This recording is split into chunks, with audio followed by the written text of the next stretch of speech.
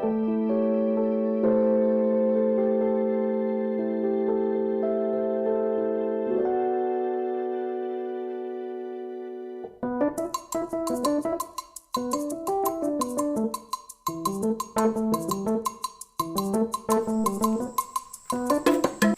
ơi, cô cho nhá lò.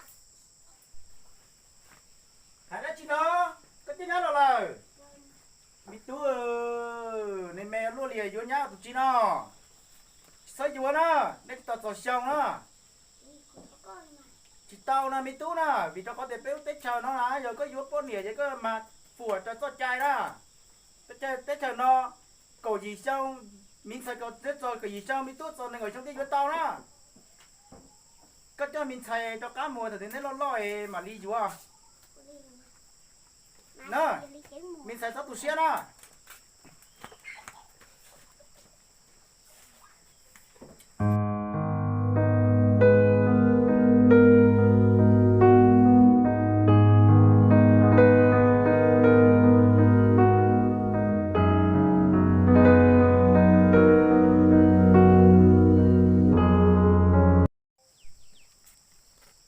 Mai chết rồi nó.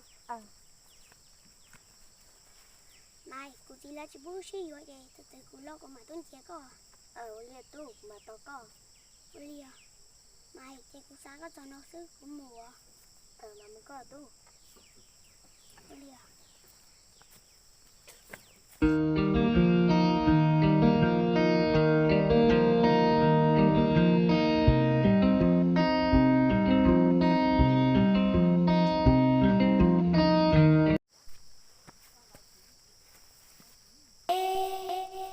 Cho nên tí cô chỉ tao một sáng mai là cô chỉ một sáng xe mấy bữa nó khá nhớ rung.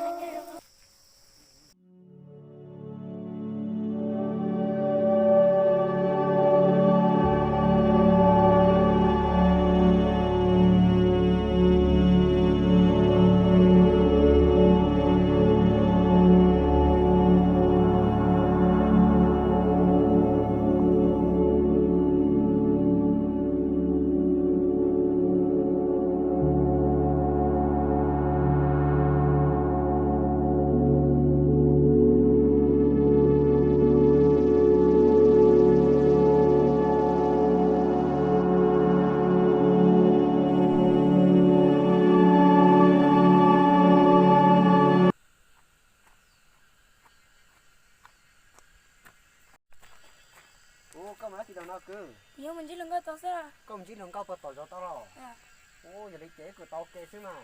đó. Chế mùi à? Đây đó.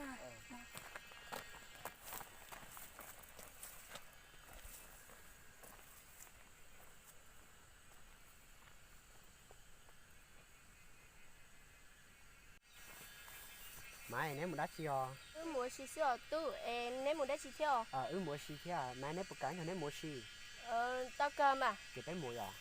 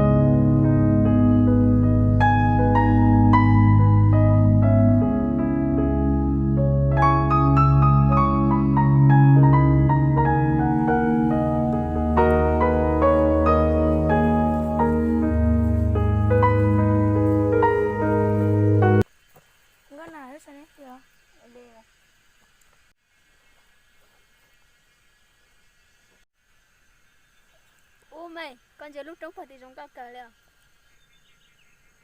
Nó nào cô sẽ có thế mà. Giờ mà.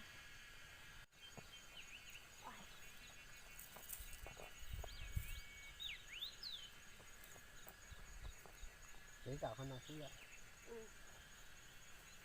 tu cơ sen cơ xích lúc hành nhiều